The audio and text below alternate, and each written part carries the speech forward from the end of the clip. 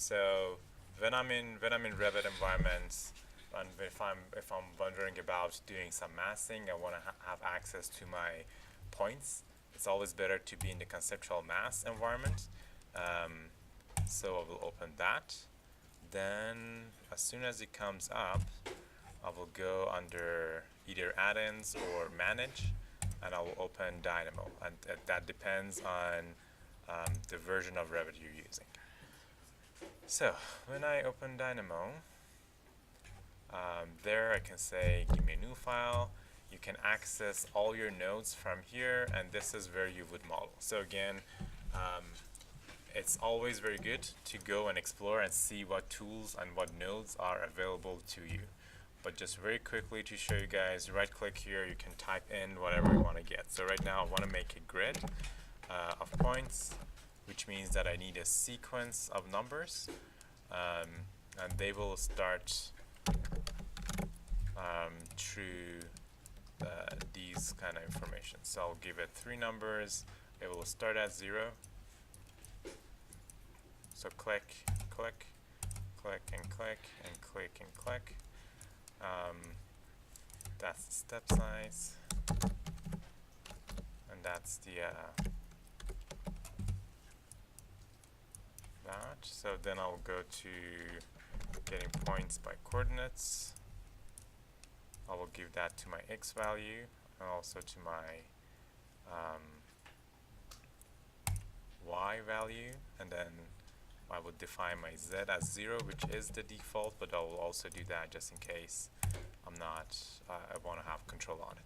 So with pressing Control B or using these tools on the top corner, I can go back and orbit around my geometry, what's happening there.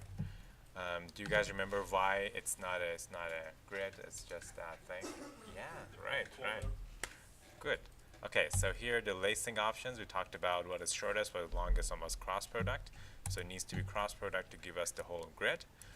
I drew something on a whiteboard in a class I forgot to talk to you guys about, and that was about the data and the trees of data and what that means.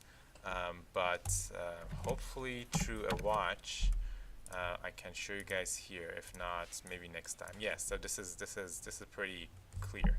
So if you have, let me make a few copies of that. So if you have a data and you connect that, so watch is basically a panel that will show you what output or input data you're transferring through this script. So if you have something, you'll plug it in. It says it's 0. If you want to combine a few different informations or a few different flows of data, you will connect them to a list create node. It will combine them, and then when you connect that to a list, you will see that items 0, 1, and 2 are 0, 10, and 5 that you have combined through this list. So now this is a 1 data. This is the list of data that has 0, 1, and 2. As soon as you start combining things, it gets more complicated. So all the points I created, the sequence that I made, if I connect that to my watch, again, you can see I've got 10 items starting from 0, going to 9, and this is all one collection of data that is connected. Comparing that to this last thing that I've got, there is new levels added to this. So there is an item 0 that on itself has 10 items. Then I can close this off, and then I can see there's item 1, which has again 10 items underneath it. And then there's item 2 that has another thing. So that's a tree, like a branching system. You have one branch, and each of these branches have sub-branches underneath them. And it's make it a little bit difficult to access them. I'll show you what that means. So if I click on one point, it will show me where that one single point is. If I go back and select a list of points, it show me what that list means, and those are that list. So each of these, let me close all of them. So I've got 10 columns or 10 items that each of them is a column or a row of points, and underneath each of them there are 10 elements that are the individual points that I can select. So that's how a tree system of data works.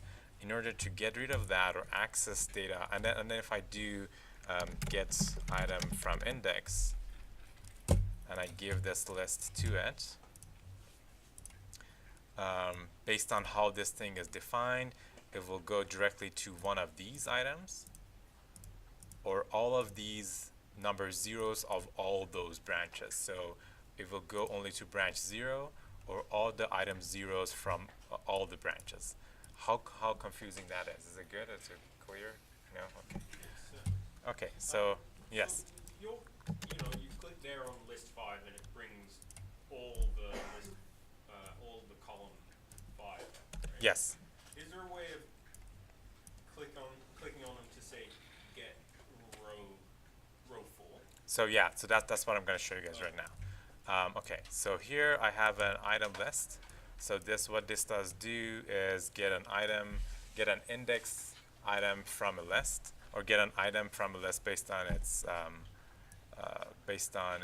index number. So this is 0, and you can see those points over there are all blue, which is equal to if I click on my 0 over there. So when you do get an item from a list and you give it 0, it will just select that item 0 with whatever branch is underneath it. You could also get all the zeros from all the branches, and that would be a little bit different. I'll show you how to do that in a minute. Okay. Scroll down there.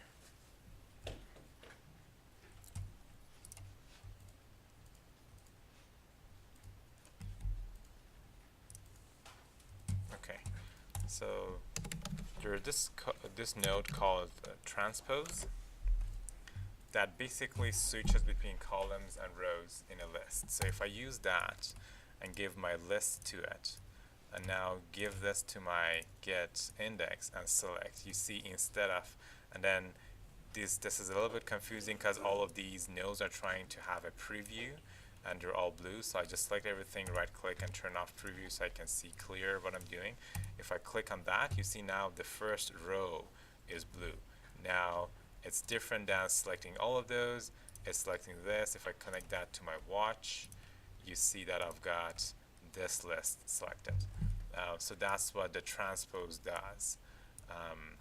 It just reads a list differently. Is that clear? Okay. Another way of dealing with these data trees is to flatten them. I showed that last time very quickly.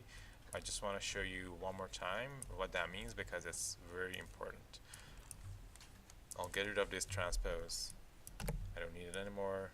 I want my watch, so this is my list. There are two types of flattens.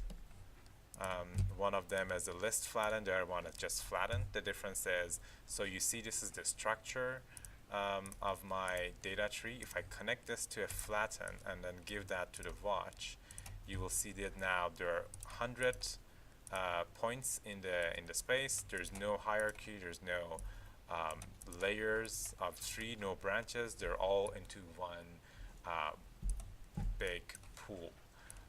But if I do a flattened list, I can decide how many steps I want it to go back. So it needs an item, it needs an amount node to be added. For now, I'll just give it 0. So this is exactly as it was before. Actually, it is list, then the second list, then the third list, then the fourth list. That's what it is showing back down here. So L4, L3, L2, and L1 are the four levels that you have. With amount 0, it is still giving me the same thing. As soon as I make it 1, it gets rid of one of those levels. So it's 1, 2, and 3. If I give it 2, it gets rid of 2 of them. So 1 and 2. And if I do 3, so 2 is basically flattened. So if I give the amount 2, these two functions are the same thing, just making everything one big pool of dots. This is one of the most challenging parts of scripting in anything, either it's Grasshopper, Dynamo, or any kind of coding system that you're using. Accessing your data and calling out the right data to work with is one of the most challenging pieces. So it is very good to know all the details of how to deal with a tree of data or a set of data. I showed you guys how to shuffle this. Now that I've got a list, I can shuffle them, I can sort them, I can rearrange them, I can insert specific things to them, and I can get specific things out of this. I was showing you guys last time that if I want to call out, after flattening the system, if I want to call out an item, and I get rid of this, this should be, this is just that point. And instead of giving it a number, I could give it a sequence of numbers and get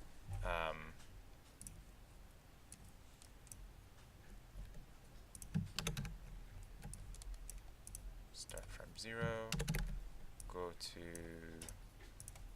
50, or go to 100 actually to cover, or go to 99 to cover the whole thing, and step 7 steps or whatever. Connect that to this, give this to that. Now you can see if I turn these off, the previews.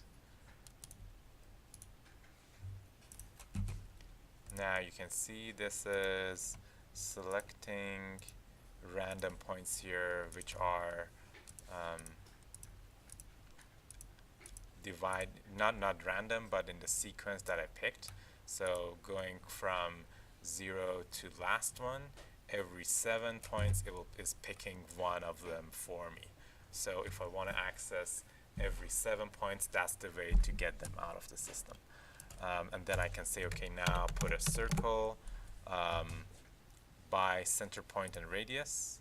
So I would give this the center point, and it has a default radius on it, so it is placing a circle on those points for me. So all of you guys that are talking about doing different facade stuff on that, this could be making a grid, assigning that to a surface, and then doing something with it would be a way of dealing with that. You could also shuffle this or do other stuff. So if I go to my core, you can see there's a list, and then there it gives you all the different nodes that you can get and do stuff with. So go through these and see what is available for you. You can join them, flatten them, scan them, shuffle them, sublist them, a lot of different functions that are useful when you're dealing with data sets.